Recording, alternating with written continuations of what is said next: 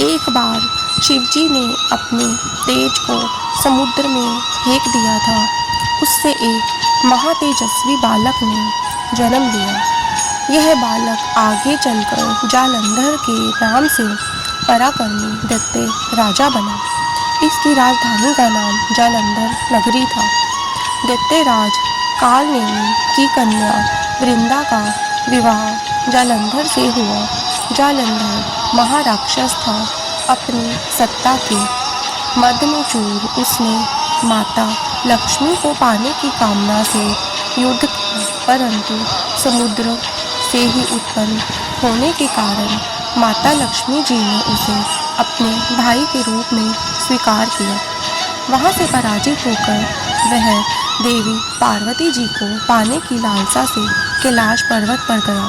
भगवान देवाधिदेव शिव जी का ही रूप धर माता पार्वती के समीप गया, परंतु माता ने अपने योग बल से उसे तुरंत पहचान लिया तथा वहां से अंतर्ध्यान हो गई। देवी पार्वती जी ने क्रुद्ध होकर सारा वृत्तांत भगवान श्री विष्णु जी को सुनाया। जालंधर की पत्नी वृंदा अत्यंत पतिव्रता स्त्री थी। उसी के पतिव्रत धर्म की शक्ति से जालंधर न तो मारा जाता था और न ही पराजित होता था। इसलिए जालंधर का नाश करने के लिए वृंदा के पतिव्रत धर्म को भंग करना बहुत आवश्यक था।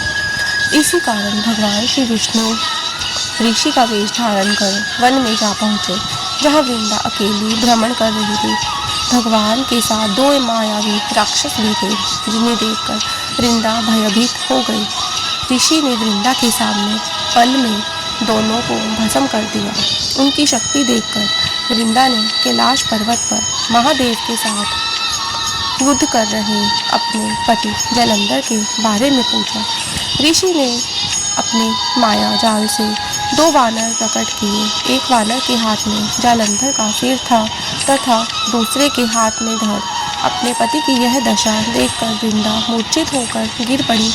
होश में आने पर उन्होंने ऋषि रूपी भगवान से विनती की कि वह उसके पति को जीवित करे। भगवान ने अपनी माया से पुनः जालंधर का सिर धड़ से जोड़ दिया, परंतु स्वयं भी वह उसी शरीर में प्रवेश कर गए। वृंदा को इस छल का तनिक भी आभास न हुआ। जालंधर बने भगवान के साथ वृंदा पतिव्रता का व्यवहार करने लगी, जिससे उसका सतीत्व भंग हो गया। ऐसा होते ही वृंदा का पति जालंधर युद्ध में हार गया। यह सारी लीला का जब वृंदा को पता चला तो उसने क्रुद्ध होकर भगवान श्री विष्णु जी को हृदयहीन शिला होने का श्राप दे दिया। अपने भक्त के श्राप को भगवान विष्णु जी ने स्वीकार किया और शालिग्राम पत्थर बन गए। सृष्टि के पालनकर्ता के पत्थर बन जाने से ब्रह्मांड में असंतुलन की स्थिति हो गई। यह देखकर सभी देवी देवताओं ने वृंदा से प्रार्थना की कि वह भगवान श्री विष्णु जी को श्राप मुक्त कर दे। वृंदा ने भगवान श्री विष्णु जी को श्राप मुक्त कर स्वयं आत्मदाह कर लिया। जहाँ वृंदा भस्म हुई वहाँ तुलसी का पौधा उगा। भगवान श्री विष्णु जी ने वृंदा से कहा कि हे वृंदा, तुम अपने सतीत्व के कारण मुझे लक्ष्मी से भी अधिक प्रिय हो गई हो। अब तुम तुलसी के रूप में सदा मेरे साथ रहोगी। तब से हर साल कार्तिक महीने के देव उठावनी एकादशी के दिन तुलसी विवाह के रूप में मनाया जाता है। जो मनुष्य भी मेरे शालिग्राम रूप के साथ तुलसी का विवाह करेगा, उसे इस लोक और परलोक में विपुल यश प्राप्त होगा। उसे देखते जालंधर की यह भूमि जालंधर नाम से विख्यात है। सती वृंदा का मंदिर मोहल्ला कोट किशनचंद में स्थित है। कहते हैं कि इस स्थान पर एक प्राचीन गुफा भी थी जो सीधी हरिद्वार तक जाती थी।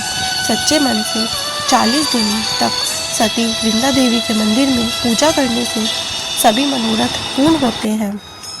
जिस घर में तुलसी होती है वहाँ यम के दूत भी असमय नहीं जा सकते।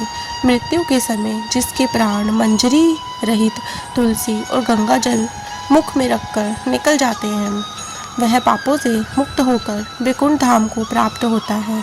जो मनुष्य तुलसी व आंवलों की छाया में अपने पितरों का श्राद्ध करता है, उसके पितर को भी मोक्ष प्राप्त हो जाते हैं। जय श्री कृष्ण। राधे राधे।